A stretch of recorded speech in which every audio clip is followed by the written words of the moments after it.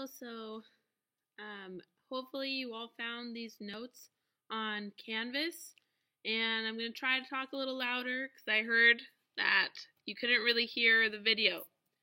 I posted these notes on Canvas. They do look black and white, so this is how they look. If you want to pause the camera and take notes from here, that's fine. I just wanted to quickly go over them, so hopefully this video doesn't take too long. So, over here, we're learning how to compare decimals and fractions. So to compare, we're going to use these symbols. These up here are inequality signs, and this is an equal sign. So over here is just an example of an inequality. So if the book asks you to solve the inequality, this is how you're going to be, this is what it's talking about, or to compare an inequality. Okay, so here, just without using a number line, there's two different methods to compare. One with a number line, one without a number line. So without a number line, just by looking at the numbers, knowing if it's positive or negative will really help, because if it's positive, the positive number is always greater. Okay, it's always greater than the negative.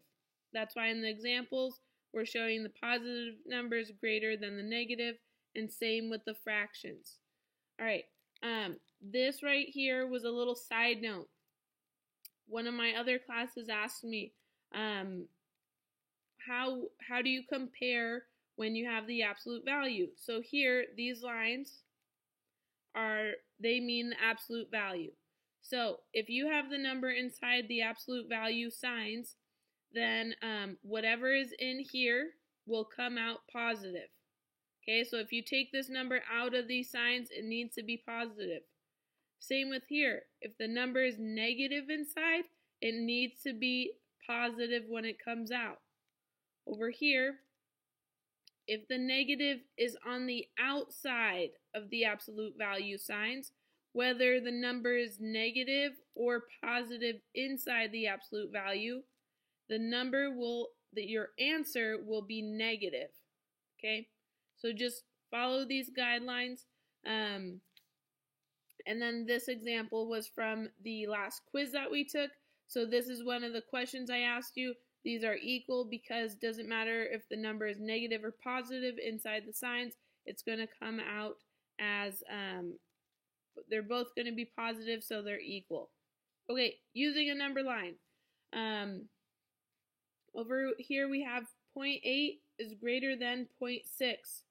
Okay, so on the number line, whichever number is graphed farther to the right, that number is greater. Very simple. So if you're ever confused, just use a number line and compare that way. All right, going on to comparing fractions. So to compare fractions, the first thing you need to know is that the bottoms, the denominators, need to be the same. If they're not the same, then you can't compare them. Okay, it's like comparing apples and oranges. They need to be the same. So over here, I'm showing that I'm converting this 3/4 into the same size pieces, or I'm making it the same on the bottom. The denominator is becoming the same. Whatever I do to the bottom, I have to do the top.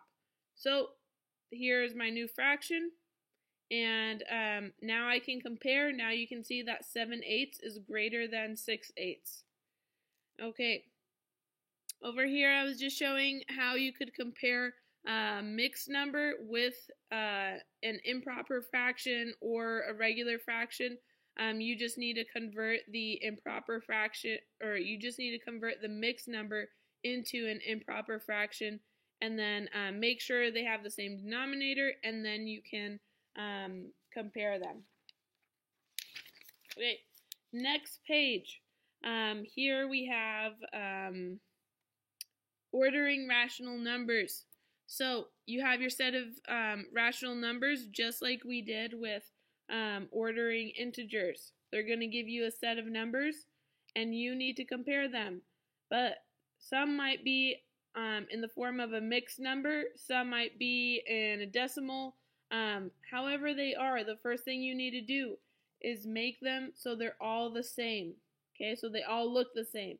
So you either have them looking all like a decimal or all like a mixed number, or maybe you'll make them all into improper fractions. But I recommend making them all into decimals that look like this. That way it's easy to compare. So over here I just go through the process of how you can make these two numbers up here into decimals. Okay, so first I have to make it into an improper fraction, and then I'm showing how I can convert them to decimals. And then you'll have to graph them on the number line to compare them. Okay, so I tried to make this video short.